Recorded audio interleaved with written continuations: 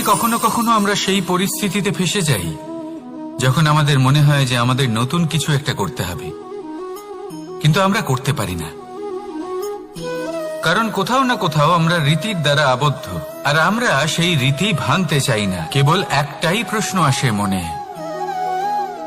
আশেপাশের মানুষ কি বলবে, আশেপাশের মানুষ কি ভাববে। আপনাকে একটা প্রশ্ন করি, কারা এই মানুষজন? আপনার জন্মের সময় এই মানুষজন কোথায় ছিলেন? যখন আপনি কোনো সমস্যায় পড়েন তখন এই মানুষজন কোথায় থাকেন? এগিয়ে এসে কি আপনাকে সাহায্য করেন, নাকি সেই সমস্যার সমাধান আপনি নিজেই করেন? এইসব মানুষজনের চিন্তা ত্যাগ করুন যদি আপনি জীবনে বাঁচতে চান। ভেবে দেখুন জীবনে কি কি শুভ আছে আর কি কি শুভ করতে পারেন। যদি তা স্রোতের বিপরীতে হয় তাহলে সংঘর্ষ করুন, কিন্তু এইসব মানুষজনের কথা ভাববেন না। ভেবে দেখুন জীবনে আপনি কি কি শুভ কাজ করতে পারেন। এটা ভাবুন যে আপনি কখনো এমন কোনো কাজ করে ফেলেননি তো যার জন্য কারো হৃদয় আহত হয়েছে। শুভর দিকে নিজের চিন্তা কেন্দ্রীভূত করুন, আপনার জীবনে সবকিছু শুভই হবে। তাহলে আসুন আমার সাথে ভালোবেসে বলুন, রাধা রাধা। আজকাল আপনি দেখে থাকবেন যে মা বাবা শুধুমাত্র সন্তানকে ভালোবাসেন তা নয়, তাদের মোহেও জড়িয়ে পড়েন। বিদ্যালয়ে যখন পাঠান তখন সমস্ত সুযোগ সুবিধা দিয়েই পাঠান, চেষ্টা করেন যে সবসময় যেন সন্তান তাদের চোখের সামনেই থাকে। কিন্তু ভুলে যান এক অত্যন্ত গুরুত্বপূর্ণ কথা, যে সন্তানকে এক নতুন দৃষ্টিভঙ্গি দেওয়াই হলো ওনাদের কর্তব্য। সেই জন্য পুরাতন কালে শিষ্যদের গুরুকুলে পাঠানো হতো, বাড়ির থেকে দূরে। কারণ বাড়ি ছেড়ে যাওয়া এক সন্তানের জন্য, এক শিষ্যের জন্য অত্যন্ত শুভ লক্ষণ হয়। যখন সে বাড়ির থেকে দূরে, গৃহস্থের থেকে দূরে থাকবে, তখন এই সংসারকে সে এক নতুন দৃষ্টিভঙ্গি দিয়ে দেখবে, পরখ করবে, বুঝতে পারবে, আর সবকিছু নিজে থেকেই শিখে যাবে কখন আক্রমণ করতে হয়, কখন পিছু হটতে হয়, কিভাবে এই সংসারের সম্মুখীন হতে হয়। আর এটা আপনার দৃষ্টি ওকে শেখাতে পারবে না, ওর অভিজ্ঞতা ওকে শেখাতে পারবে। তাই মনে রাখবেন, যদি আপনি চান যে আপনার সন্তানের বিকাশ হোক, তাহলে অনেক সময় ওকে নিজের থেকে দূরে নিয়ে যেতে হয়। যদি মোহে আবদ্ধ থাকেন তাহলে ওর বিকাশ কখনোই হবে না। তাহলে আসুন আমার সাথে ভালোবেসে বলুন, রাধা রাধা। কখনো কখনো মানুষ মনে করেন যে সে নিজেই সব থেকে বেশি শক্তিশালী, তিনি হলেন জ্ঞানী। দেখুন, এটা ভালো ব্যাপার যে আপনার মধ্যে শক্তি আছে, জ্ঞান আছে, আর এটা শুধু আপনার জন্য নয়, এই সমস্ত সমাজের জন্য, দেশের জন্য, সমগ্র পৃথিবীর জন্য অত্যন্ত আবশ্যক। কিন্তু এই কথাটাও বোঝা অত্যন্ত আবশ্যক যে এই জ্ঞান যেন কখনো অহংকার না হয়ে ওঠে। যখন মানুষের মধ্যে জ্ঞান থাকে তখন সে রাম হয়ে ওঠে। রাম, যিনি সমুদ্রের বুকে সেতু বানিয়েছিলেন, বানর সেনার দ্বারা রাক্ষস রাজকে পরাজিত করেছিলেন, আর চিরকালের জন্য সবার কাছে আদর্শ হয়ে উঠেছিলেন। আর যদি মানুষের মনে অহংকার জন্মায় তাহলে সে রাবণ হয়ে ওঠে। দেশে বিদেশে যতই খ্যাতি থাকুক না কেন, সে রাক্ষস হয়ে ওঠে, নিজের সাথে সাথে সমস্ত কুলের বিনাশ করে বসে। এবার জ্ঞান নাকি অহংকার, আপনার কি চাই সেই সিদ্ধান্ত আপনার, আর আপনার এই সিদ্ধান্তই নিশ্চিত করবে যে আপনার কর্ম কি হবে, আর আপনার এই কর্মই নিশ্চিত করে দেবে আপনার প্রারব্ধ কি হবে। তাহলে শুভ কর্ম করুন আর আমার সাথে ভালোবেসে বলুন, রাধা রাধা। কর্ম এবং ফল। মানুষের স্বভাব হলো এটাই যে তিনি নিজের প্রত্যেক পরিশ্রমের প্রতিফল প্রার্থনা করেন। বেশিরভাগ সময় এই ফলাফলের চিন্তা করতে করতে, কল্পনা করতে করতে উনি কর্ম করতে থাকেন, যে আমি এই কাজটা করলে এই ফল পাবো। সেই সব কল্পনা করতে থাকেন যা না তার হাতে আছে, না আছে অধিকার, আর না আছে নিয়ন্ত্রণ। উনি শুধু নিজের কর্ম করতে পারেন। উনি কি ফল পাবেন তা তার হাতে কখনোই নেই। তাই আপনিও শুধুমাত্র কর্ম করতে থাকুন, ফলের চিন্তা করবেন না। মনে রাখবেন, শিকড় এবং শাখা যেভাবে একে অপরের সাথে জড়িয়ে, সেইভাবেই একে অপরের সাথে জড়িয়ে কর্ম এবং ফল। যেরকম কর্ম আপনি করবেন সেরকম ফল আপনি অবশ্যই পাবেন।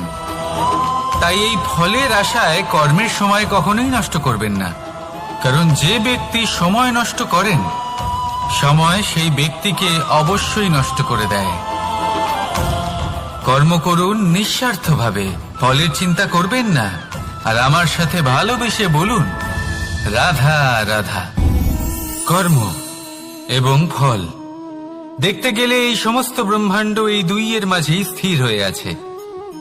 মানুষজন কর্ম করেন ভালো ফল লাভের আশায়, আর ভালো ফল লাভের আশায় উনি এটাই ভুলে যান যে উনি যে কর্ম করছেন তা কি করছেন। আমি বলেছিলাম কর্ম করুন ফলের চিন্তা না করে, কিন্তু কি কর্ম করছেন সেই বিষয়ে ভাবাটাও অত্যন্ত আবশ্যক। নয়তো অনেক সময় আমরা এমন কর্ম করে ফেলি যা না চাইতেও বিষে পরিণত হয়, যা হয়েছে দুঃশাসনের সাথে, দুর্যোধনের সাথে, গুরু দ্রোণের সাথে। একজনের মানসিকতা উচিত ছিল না, একজনের বিবেক উচিত ছিল না, আরেকজন যে পক্ষ নির্বাচন করেছিলেন সেই পক্ষ উচিত ছিল না। আর যা কিছু ওনাদের সাথে হলো আপনার আমার আমাদের সকলের সাথে তা হতে পারে। আমি বলেছিলাম কর্ম করুন, ফলের চিন্তা করবেন না, কিন্তু এই কর্মের বিষয়ে বিচার করে দেখাটাও ততটাই আবশ্যক। দেখুন, কর্ম করার উচিত প্রক্রিয়া ফলের চিন্তা না করা, কিন্তু যদি আপনার কর্ম শুভ হয় তাহলে তার ফলও নিয়তি আপনাকেই দেবে। সর্বদা কর্ম করার সময় এটা ভাবুন যে আপনার এই কর্ম এই সংসারকে, এই সমাজকে, আপনার পরিবারকে, আপনার আশেপাশের মানুষজনকে কোন দিশায় নিয়ে যাবে। যদি এটা সবার জন্য মঙ্গলময় হয় তাহলে কর্ম করতে থাকুন। আর হ্যাঁ, নিশ্চিত রূপে ফলের চিন্তা করবেন না। আসুন আমার সাথে ভালোবেসে বলুন রাধা রাধা। বটবৃক্ষের বীজ সর্ষের দানার থেকেও ছোট হয়, কিন্তু যখন তা নিজের রূপ ধারণ করে তখন তা বিশাল বৃক্ষের আকার ধারণ করে, যা সহস্র বছর ধরে বেঁচে থাকে, ছায়া প্রদান করে, পাখিদের আশ্রয় প্রদান করে, আর দেয় পথচারীদের বিশ্রাম করার স্থান। কেন? কারণ সেই ছোট বীজ তা মাটির ভেতরে গিয়ে নিজের খোলস ত্যাগ করে। অন্ধকারে থাকে সে, যতই আলো আসুক না কেন, যতই বর্ষা আসুক না কেন, সব সহ্য করে। আর তারপরে একটা চারা গাছ অঙ্কুরিত হয়, তারপর ধীর গতিতে একটা বিশাল বৃক্ষতে পরিণত হয়। দেখুন, জীবনে কঠিন সময় আসে, এই জন্য নয় যে আপনি হার মেনে নেবেন, এই জন্য আসে যাতে আপনি ভবিষ্যৎ নির্মাণের জন্য নিজেকে তৈরি করতে পারেন। যদি কঠিন সময়ে আপনি ওই বীজের মতো দৃঢ় হয়ে থাকতে পারেন তাহলে আপনিও একদিন সেই বিশাল বৃক্ষের মতো নিজের অস্তিত্ব গড়ে তুলতে পারবেন, যা সহস্র বছর পর্যন্ত মনে রাখা হবে। আসুন আমার সাথে ভালোবেসে বলুন রাধা রাধা। এই ব্রহ্মাণ্ড কত বৃহৎ, তাই না? যার সম্মুখে এই পৃথিবীকেও একটা বিন্দুর মতো মনে হয়। আর এই পৃথিবীতে আমরা কে হই, আমাদের আকার কি রকম, আমাদের অস্তিত্বই বা কি? যখন আমরা এভাবে ভাবি তখন মনে হয় আমরা কিছুই নই। তা আমরা যখন কিছুই নই তাহলে আমরা এত চিন্তা করি কেন? কি ভেবে ভয় পাই? কাকেই বা এত ভয় পাই? কে আমাদের মারতে পারে আর কেই বা আমাদের জন্ম দেবে? আত্মার আসলে না কখনো জন্ম হয় আর না কখনো মৃত্যু। আত্মা শুধুই শরীর বদল করে। আপনি, আমি, আমরা সকলে এই শরীর নয়, আমরা হলাম আত্মা, যা হলো পরম আত্মার পরম অঙ্গ। সেই জন্য মনে রাখবেন, বাইরের কোথাও দেখবেন না, নিজের অন্তরের গভীরে গিয়ে দেখুন, আত্মাকে উপলব্ধি করতে শিখুন। ক্লেশ, ভয়, চিন্তা, এই সব কিছুর থেকে নিজেকে দূরে রাখুন, তাহলেই উপলব্ধি করতে পারবেন পরমাত্মা কে। তাহলে আসুন আমার সাথে ভালোবেসে বলুন রাধা রাধা। পরিবর্তন এই সংসারের শাশ্বত নিয়ম। কোন রাজা নেই যিনি চিরকাল রাজা থাকেন, কোন ধনী ব্যক্তি নেই যিনি চিরকাল ধনী থাকবেন। এই সংসারে সূর্যের স্থান নেওয়ার জন্য চন্দ্রিমার আগমন ঘটে। কোন স্থান যাকে পতিত বলা হয়েছিল সেখানে মহল তৈরি হয়েছে। কোন স্থান যাকে আজ মলিন বলা হয়েছে, কাল সেখানে মন্দিরও স্থাপন হতে পারে। কোন ঋতু চিরকালের জন্য থাকে না, কখনো সময় চিরকাল একরকম থাকে না। আজ যে আপনার কাছে রয়েছে, কাল অন্য কারোর ছিল। আজ যে আপনার কাছে রয়েছে, কাল তা অন্য কারোর কাছে চলে যাবে। আপনার সাথে কিছু থাকলে তা হলো আপনার কর্ম, কিন্তু সেই কর্মের পরিণামও আপনার নয়। আপনি শুধু কর্ম করুন, বাকি সবকিছুই পরিবর্তনশীল। কিন্তু সেই পরিবর্তনকে দেখে ভয় পাওয়ার প্রয়োজন নেই, তাকে স্বাগত জানান। যদি আপনি হাসি মুখে সেই পরিবর্তনকে স্বাগত জানান, তাহলে এই পরিবর্তনও হাসি মুখে আপনার সাথে থাকবে। আসুন আমার সাথে ভালোবেসে বলুন, রাধা রাধা। সঞ্চয়। মানুষের যখন থেকে বোধ বুদ্ধি হয়, সঞ্চয় করতে আরম্ভ করে দেন। সঞ্চয় করতে থাকেন ভোজনের, সঞ্চয় অর্থের, সঞ্চয় শক্তির। নিজের জন্য করেন, নিজের পরিবারের জন্য করেন, নিজের স্ত্রীর জন্য করেন, সন্তানের জন্য করেন, সন্তানের সন্তানের জন্যও সঞ্চয় করেন। সঞ্চয় করার জন্য ওনার কাছে অনেক কারণ রয়েছে, কারণ উনি এটা ভাবেন যে এই সঞ্চিত শক্তির জন্য কেউ ওনার কোনো ক্ষতি করতে পারবে না। মানুষ ভুলে যান একটা গুরুত্বপূর্ণ কথা, এই সত্য, উনি এই সংসারে খালি হাতেই এসেছিলেন, আর এখান থেকে ওনাকে খালি হাতেই যেতে হবে। যা এখানকার তা এখানেই থেকে যাবে। আর যদি কিছু ওনার সাথে যায়, তা হলো ওনার কর্ম, আর কিচ্ছু নয়। তাই যদি কিছু অর্জন করতে চান, তাহলে শুভ কর্ম অর্জন করুন, আত্মশক্তি অর্জন করুন, কারণ পরলোকে এটাই হবে আপনার সম্পত্তি। তাহলে কি এটা আপনি অর্জন করতে চান না? আসুন আর আমার সাথে ভালোবেসে বলুন, রাধা রাধা। সদিচ্ছা।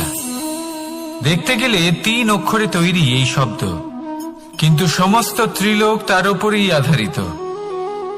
আপনি এই সংসারে এসেছেন, তখন অবশ্যই শ্বাস নেবেন, কিন্তু তার বদলে আপনাকে কিছু তো দিতেই হবে।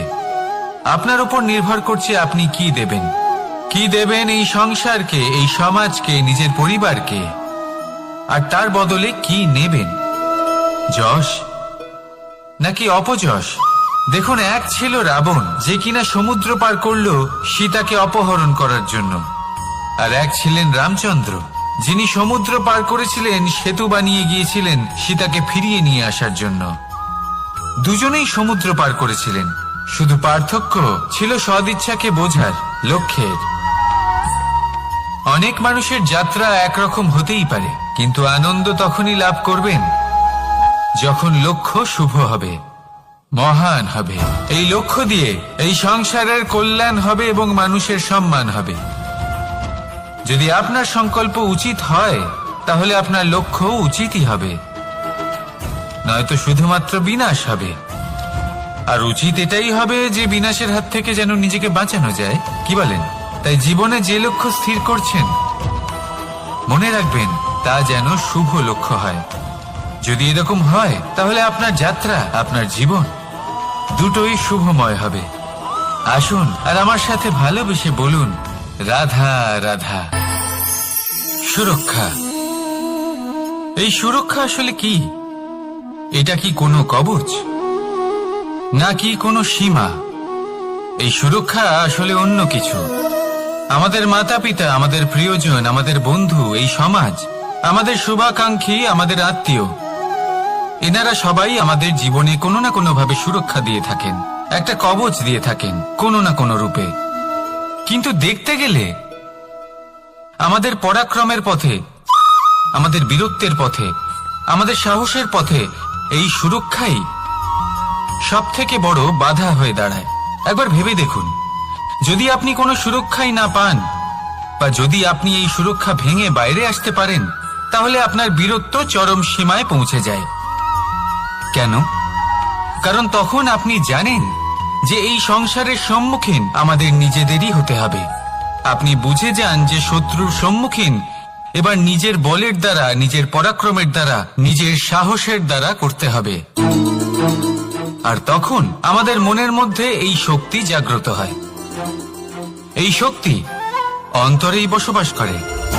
শুধু এটা চিনে নিতে হবে, একে জাগ্রত করতে হবে, আর এটা সুরক্ষা ভেঙে যাওয়ার পরেই সম্ভব হয়। আর যারা নিজের শক্তি সম্পর্কে জানেন,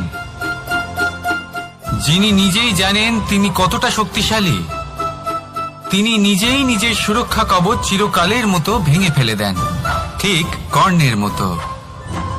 আর তারপরে দেখুন, আপনার পরাজয় হোক বা বিজয়ী হোক না কেন, সেটাই অনেক বড় হয়, সেটাই প্রশস্ত হয়ে থাকে।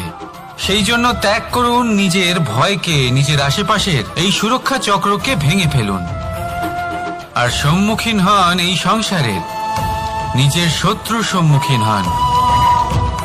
পরাক্রমের এই অঙ্কুর, তা অঙ্কুরিত হওয়ার জন্য বীজের উপরের এই কবচ, এটা ভেঙে যাওয়া অতি আবশ্যক। আসুন আমার সাথে ভালোবেসে বলুন, রাধা রাধা। যখন আমরা হাঁটতে থাকি আর আমাদের পায়ে কাঁটা বিঁধে যায়, তখন মুখ দিয়ে আহ বেরিয়ে আসে, কান্না চলে আসে, আর অনেক সময় অভিশাপও বেরিয়ে আসে। কিন্তু আমরা কি কখনো এটা এইভাবে দেখেছি, এইভাবে ভেবেছি যে আমরা যে পথে চলেছি সেই পথে কাঁটা বিঁধেছে, নাকি আমরা সেই পথ নির্বাচন করেছি যাতে শুধুই কাঁটা রয়েছে? নাকি আমরা এভাবে ভেবে দেখেছি যে এই কাঁটা আমাদের কষ্ট দিতে এসেছে, নাকি এটা আমরাই বিছিয়ে রেখেছিলাম? সাবধান থাকা উচিত ছিল, কারণ কাঁটা বিঁধলে যন্ত্রণা হবে, চিৎকার করে ফেলতে পারি, মুখ থেকে অভিশাপও বেরিয়ে আসতে পারে। কিন্তু এই অভিশাপ শুধুমাত্র আমাদের তরফ থেকে অভিশাপ হয়, সামনের ব্যক্তিটির ওপরও নির্ভর করে। এবার সেই ব্যক্তি যদি এমন হয় যে ফুল আর কাঁটা এই দুই সমানভাবে গ্রহণ করতে পারে, তার কাছে অভিশাপও বরদানে পরিণত হয়। শেষ পর্যন্ত ব্যাপারটা দাঁড়ায় ভাবনা, চিন্তা, দৃষ্টিভঙ্গির ওপর। কারণ আপনার এই ভাবনাই সত্যি হয়ে সামনে আসে। সেই জন্য এই ভাবনা, চিন্তা, মানসিকতাকে গুরুত্ব সহকারে দেখবেন। এই বিবেচনা নিয়ে বিবেচনা করতে শিখুন। আমার কথার অর্থ হলো যে জীবনে যখন এরকম কিছু একটা ঘটবে, তখন ভেবে দেখুন যে এরকম কেন হলো। আপনি কি এমন কোনো কর্ম করেছিলেন যার কর্মফল এটা? এমন কোনো কাজ যা অনুচিত ছিল, অসত্য ছিল, যা অভদ্রতার কারণ ছিল? ভেবে দেখা প্রয়োজন। দেখুন, ইচ্ছে হলো আপনার যে আপনি কি করতে চান, ভাবনা আপনার, সত্য আপনার, জীবন আপনার, সিদ্ধান্ত আপনার। আসুন আর আমার সাথে ভালোবেসে বলুন, রাধা রাধা। সময়, এই সময় আসলে কি? এই সময় একটা সরল রেখা তো কখনোই নয়। সময় হলো একটা চক্র, যেখানে এর আদি সেখানেই হলো এর অন্ত, আর যেখানে তা শেষ হয় সেখান থেকেই তার শুরু হয়। এই সময় একটা অত্যন্ত বিচিত্র চিন্তা, বিচিত্র ভাবনা, একটা বিচিত্র বস্তু যা কেউ বুঝতে পারেন না। এই সময়ের লীলা, এর কোনো প্রমাণ নেই, কোনো জ্ঞান নেই, কোনো পরিমাপ নেই। শুধু এটুকু আমরা জানতে পারি, যেখানে শেষ হবে সেখান থেকে একটা নতুন সূচনাও হবে। যা আজ আপনার কাছে আছে, কাল অন্য কারোর কাছে যাবে, তারপরে তার কাছ থেকেও অন্য কারোর কাছে যাবে, তারপরে তার থেকেও ছিনিয়ে নেওয়া হবে। এই নিয়তির একজনের কাছ থেকে অন্যজনের কাছে আদান প্রদানের এই সময় হলো আপনার সময়। এই সময়ের সদ্ব্যবহার করুন, এই সময়কে বাঁচুন। আপনাকে শুধু এটাই সুনিশ্চিত করতে হবে যে আপনি কোন পক্ষে আছেন। আর সত্যি বলতে কি, আপনার জীবনের পরিণাম নির্ভর করে আপনার নির্বাচনের ওপর। আপনি কোন পক্ষ নির্বাচন করছেন। তাহলে মনে রাখবেন, জীবনে সেই পক্ষই নির্বাচন করবেন যা চয়ন করার পরে আপনি সুখ অনুভব করবেন, আপনি সন্তোষ লাভ করবেন, প্রসন্নতা লাভ করবেন। আর আমি এটাই সুনিশ্চিত করব যে এই পক্ষ যেন শান্তির পক্ষ হয়, এই পক্ষই যেন প্রেমের পক্ষ হয়। তাহলে চিন্তা করবেন না। তাহলে আসুন আর আমার সাথে ভালোবেসে বলুন, রাধা রাধা। দৃষ্টি আর দৃষ্টিভঙ্গি, এই সমগ্র লীলা হলো এই দুইয়ের। বিচিত্র হতে পারে, কিন্তু এটাই সত্যি। এবার আপনাকে একটা উদাহরণ দিয়ে বোঝাই। অনেক সময় আপনি কোনো ব্যক্তিকে এটা বলতে শুনবেন যে আমি আমার নিজের উপরে গর্ব করি, আমি নিজেকে নিয়ে গর্ব করি, আমি খুব ভালোভাবে আমার মা বাবার সেবা করি, ওনাদের আমি সবসময় সুখী রাখি, ওনাদের আমি একটা বাড়ি দিয়েছি, সকল সুখ সুবিধা দিয়েছি, ওনাদের জীবনে প্রত্যেক জিনিস দিয়েছি আর দেব যা তাদের প্রয়োজন। এবার আমাকে বলুন যে আপনি কে হন? আপনি হলেন সেই বীজ যা আপনার মাতা পিতা রোপণ করেছেন। আপনার মা বাবাই আপনাকে এই সংসারে জন্ম দিয়েছেন। এবার এইসব কথার কি তাৎপর্য? এই হলো সেই ব্যক্তির দৃষ্টিভঙ্গি। এবার দেখা যাক এই প্রকৃতি আমাদের কি শেখায়। কখনো কোনো গাছকে দেখবেন, যখন সেই গাছে ফল আসে, সে মালিকে এটা বলে না যে দেখো আমি তোমাকে ফল খেতে দিচ্ছি। সেই বৃক্ষ এটা বলে না যে দেখো আমি তোমায় আহার করতে দিচ্ছি, কারণ ও জানে যে এটা হলো সেই মালির পরিশ্রম, এটা হলো তারই কর্মের ফল, আর এটা তারই পাওয়া উচিত। সে বলে যে তোমার জিনিস তোমাকেই অর্পণ করলাম, এ আমার জিনিস নয়। ও জানে সেই মালির গুরুত্ব আসলে কি। এটা হলো তার দৃষ্টিভঙ্গি। সেই জন্য আপনি জীবনে কোন ব্যক্তির মধ্যে, কোন পশু পাখির মধ্যে, কোন প্রাণীর মধ্যে, কোন পরিস্থিতিতে, কোন আবেগের মুহূর্তে কি দেখতে পাচ্ছেন, সেটা আপনার দৃষ্টিভঙ্গির উপরে নির্ভর করছে। তাই নিজের মনে ধনাত্মক ভাব জাগ্রত করুন, শুভ চিন্তা নিয়ে আসুন। এই ভাবনাই সত্য হয়ে সামনে আসবে। এই দৃষ্টিভঙ্গি এমন হয়ে যাবে যে আপনার জীবনে সবকিছুই শুভ হবে। তাহলে আসুন আর আমার সাথে ভালোবেসে বলুন, রাধা রাধা। প্রতিশোধ অথবা কাউকে দুঃখ দেওয়ার ভাবনা, যদি এটা আপনার মনে থাকে, তাহলে আপনি নিজের মনেই যন্ত্রণার একটা বিশাল বৃক্ষ রোপণ করছেন, এটা মনে রাখবেন। কারণ কাউকে দুঃখ দেবার এই ভাবনা, এটা হলো সেই বীজ যা আপনার মনেই পতিত হবে, আপনার মনেই অঙ্কুরিত হবে, আর আপনার মনেই একটা বিশাল বৃক্ষরূপে বেড়ে উঠবে। জীবন আপনার, কর্ম আপনার, কাউকে দুঃখ দেবার ভাবনা আপনার ছিল, এই বৃক্ষ হলো আপনার, তাই এর ফলও আপনিই পাবেন, যা গ্রহণও আপনাকেই করতে হবে। মনে রাখবেন, যে মানুষ এটা ভাবে যে আমি ওকে দুঃখ দেব, ওকে কষ্ট দিতে চাই আমি, সেই মানুষই দুঃখ আর কষ্ট পেয়ে থাকে। যদি সেই জায়গায় আপনি এটা ভাবেন যে আমি কাউকে সুখী করে তুলতে চাই, কাউকে সুখ প্রদান করতে চাই, তাহলে তারও বীজ আপনার মনেই রোপণ হবে, বৃক্ষে পরিণত হবে, যার ফলও আপনিই পাবেন। এখানে বিষয়টা হলো শুধু মানসিকতার চিন্তা, যা সত্য হয়ে আপনার সামনে আসে। তাহলে এই মানসিকতা শুভ করুন, সবার জন্য মঙ্গল কামনা করুন। অন্যের মনে আপনার জন্য ভালো চিন্তা থাকুক বা না থাকুক, আপনি সবার জন্য শুভ চিন্তা করে কর্ম করতে থাকুন, তাহলে আপনার সাথেও ভালোই হবে। তাহলে আসুন আর আমার সাথে ভালোবেসে বলুন, রাধা রাধা। সুখ আর অভিজ্ঞতা, এই দুই জীবনে একসাথে কখনোই আসে না। মনে রাখবেন, যেখানে সুখ থাকে সেখানে অভিজ্ঞতা থাকে না, আর যখন এই সুখ আমাদের জীবন থেকে দূরে চলে যায়, তখন আমাদের জীবনে আসে এই অভিজ্ঞতা। পরমাত্মা, প্রকৃতি, নিয়তি এই অভিজ্ঞতাকে আমাদের জীবনে পাঠান, যাতে আমরা একটা অত্যন্ত গুরুত্বপূর্ণ শিক্ষা, একটা জ্ঞান প্রাপ্ত করতে পারি। এই অভিজ্ঞতা আমাদের শেখায় যে অতীতে এমন কি হয়েছিল যা আমাদের করা উচিত হয়নি। আমাদের শেখায় ভবিষ্যতে এমন কি আছে যা আমাদের করা উচিত আর কি করা উচিত নয়। দেখতে গেলে এই অভিজ্ঞতা আমাদের সেই শিক্ষা দেয় যার জন্য আমরা সুখের দিকে উচিতভাবে অগ্রসর হতে পারি। সেই জন্য জীবনে যখনই দুঃখ আসবে, দুঃখের এই সময় আসবে, তখন হতাশ হবেন না। বোঝার চেষ্টা করুন এই পরিস্থিতি কেন এসেছে, কি শিক্ষা দিতে এসেছে। যদি আপনি সেই জ্ঞান লাভ করেন, সুখের পথে অগ্রসর হন, তাও উচিত রূপে, তাহলে এই অভিজ্ঞতার উদ্দেশ্য পূরণ হয়ে যায়। তাহলে আসুন আর আমার সাথে ভালোবেসে বলুন, রাধা রাধা। জীবনে শিখরে পৌঁছানোর জন্য মানুষের কি প্রয়োজন হয়ে থাকে?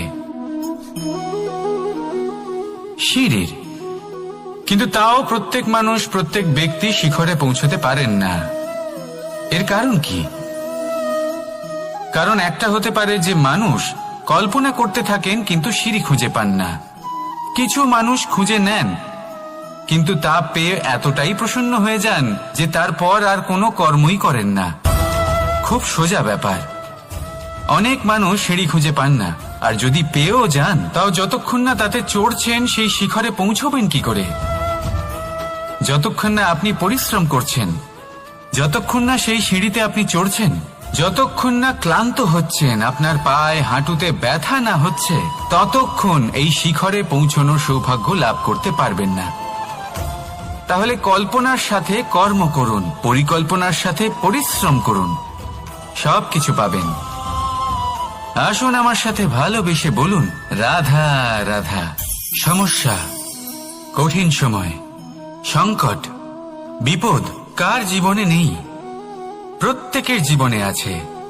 কিন্তু আমাকে একটা কথা বলুন, যদি নৌকায় ঢেউকে ভয় পেতে শুরু করে তাহলে সাগর পার করবে কে? কখনো কোনো ছোট্ট পিঁপড়েকে দেখেছেন যে আকারে হয়তো ছোট হতে পারে কিন্তু বড় শিক্ষা দিয়ে যায়? কিন্তু আমরা শিখি না। এবার দেখুন একটা পিঁপড়েকে যে ভোজনের খোঁজে বাইরে বের হয়, একটা ছোট্ট দানা তুলে নেয়।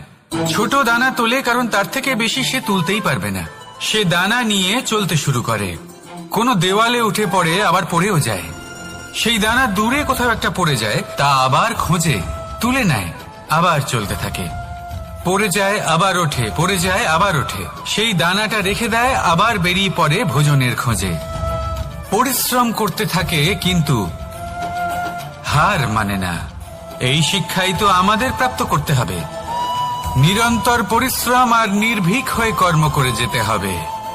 এটাই হলো সাফল্যের মাধ্যম, এটাই হলো জয়ের মন্ত্র, অচ্যুত অজয় অস্ত্র। তাহলে আসুন আর আমার সাথে ভালোবেসে বলুন, রাধা রাধা। আমরা সকলে চাই আমাদের জীবনে সাফল্য আসুক। আমরা চাই যে এই সংসারে আমাদের খ্যাতি ছড়িয়ে পড়ুক। আমরা চাই যেন আমরা আলোচিত হই। কিন্তু শুধু চাইলেই কি যায় আসে?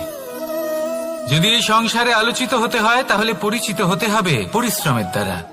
যতক্ষণ না আপনারা পরিশ্রমের সাথে পরিচিত হবেন, সাফল্যের সাথে পরিচিত হবেন না।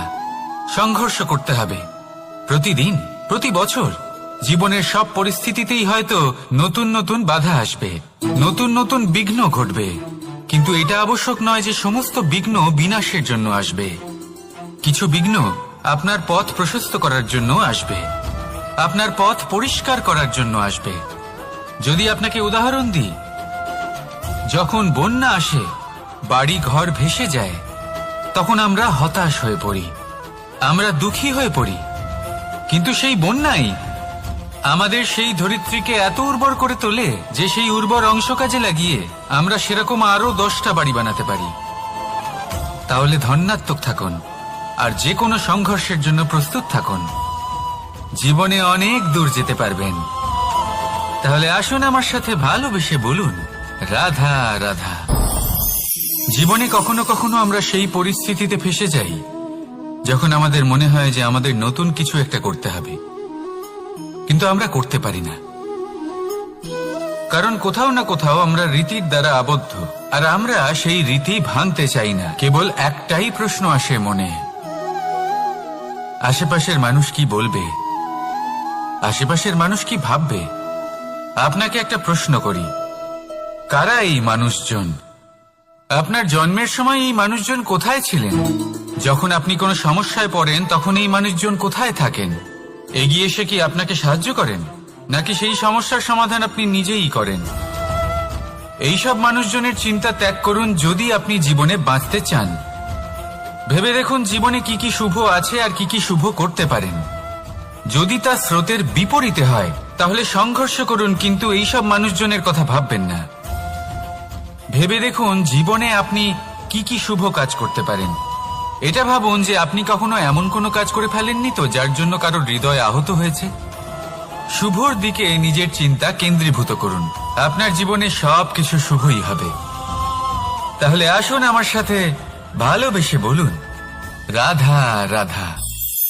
আজকাল আপনি দেখে থাকবেন যে মা বাবা শুধুমাত্র সন্তানকে ভালোবাসেন তা নয়, তাদের মোহেও জড়িয়ে পড়েন। বিদ্যালয় যখন পাঠান তখন সমস্ত সুযোগ সুবিধা দিয়েই পাঠান। চেষ্টা করেন যে সবসময় যেন সন্তান তাদের চোখের সামনেই থাকে। কিন্তু ভুলে যান এক অত্যন্ত গুরুত্বপূর্ণ কথা, যে সন্তানকে এক নতুন দৃষ্টিভঙ্গি দেওয়াই হলো ওনাদের কর্তব্য। সেই জন্য পুরাতন কালে শিষ্যদের গুরুকুলে পাঠানো হতো, বাড়ির থেকে দূরে। কারণ বাড়ি ছেড়ে যাওয়া এক সন্তানের জন্য, এক শিষ্যের জন্য অত্যন্ত শুভ লক্ষণ হয়। যখন সে বাড়ির থেকে দূরে, গৃহস্থের থেকে দূরে থাকবে, তখন এই সংসারকে সে এক নতুন দৃষ্টিভঙ্গি দিয়ে দেখবে, পরখ করবে, বুঝতে পারবে, আর সবকিছু নিজে থেকেই শিখে যাবে কখন আক্রমণ করতে হয়, কখন পিছু হটতে হয়, কিভাবে এই সংসারের সম্মুখীন হতে হয়। আর এটা আপনার দৃষ্টি ওকে শেখাতে পারবে না, ওর অভিজ্ঞতা ওকে শেখাতে পারবে। তাই মনে রাখবেন, যদি আপনি চান যে আপনার সন্তানের বিকাশ হোক, তাহলে অনেক সময় ওকে নিজের থেকে দূরে নিয়ে যেতে হয়। যদি মোহে আবদ্ধ থাকেন তাহলে ওর বিকাশ কখনোই হবে না। তাহলে আসুন আমার সাথে ভালোবেসে বলুন, রাধা রাধা। কখনো কখনো মানুষ মনে করেন যে সে নিজেই সব থেকে বেশি শক্তিশালী, তিনি হলেন জ্ঞানী। দেখুন, এটা ভালো ব্যাপার যে আপনার মধ্যে শক্তি আছে, জ্ঞান আছে, আর এটা শুধু আপনার জন্য নয়, এই সমস্ত সমাজের জন্য, দেশের জন্য, সমগ্র পৃথিবীর জন্য অত্যন্ত আবশ্যক। কিন্তু এই কথাটাও বোঝা অত্যন্ত আবশ্যক যে এই জ্ঞান যেন কখনো অহংকার না হয়ে ওঠে। যখন মানুষের মধ্যে জ্ঞান থাকে তখন সে রাম হয়ে ওঠে। রাম, যিনি সমুদ্রের বুকে সেতু বানিয়েছিলেন, বানর সেনার দ্বারা রাক্ষস রাজকে পরাজিত করেছিলেন, আর চিরকালের জন্য সবার কাছে আদর্শ হয়ে উঠেছিলেন। আর যদি মানুষের মনে অহংকার জন্মায়, তাহলে সে রাবণ হয়ে ওঠে। দেশে বিদেশে যতই খ্যাতি থাকুক না কেন, সে রাক্ষস হয়ে ওঠে, নিজের সাথে সাথে সমস্ত কুলের বিনাশ করে বসে। এবার জ্ঞান নাকি অহংকার, আপনার কি চাই সেই সিদ্ধান্ত আপনার, আর আপনার এই সিদ্ধান্তই নিশ্চিত করবে যে আপনার কর্ম কি হবে, আর আপনার এই কর্মই নিশ্চিত করে দেবে আপনার প্রারব্ধ কি হবে।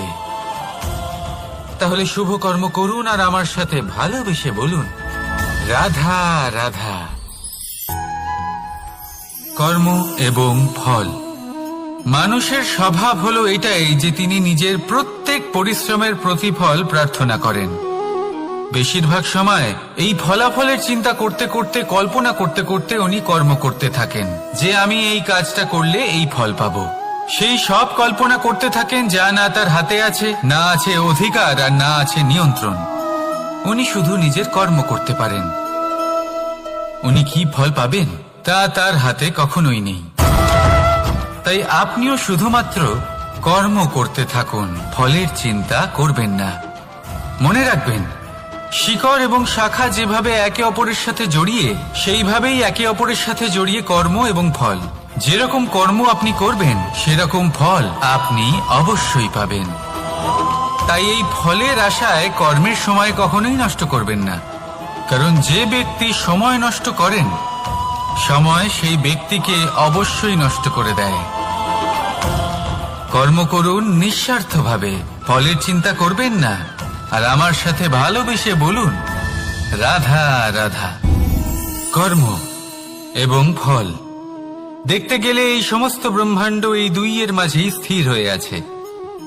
মানুষজন কর্ম করেন ভালো ফল লাভের আশায়, আর ভালো ফল লাভের আশায় উনি এটাই ভুলে যান যে উনি যে কর্ম করছেন তা কি করছেন।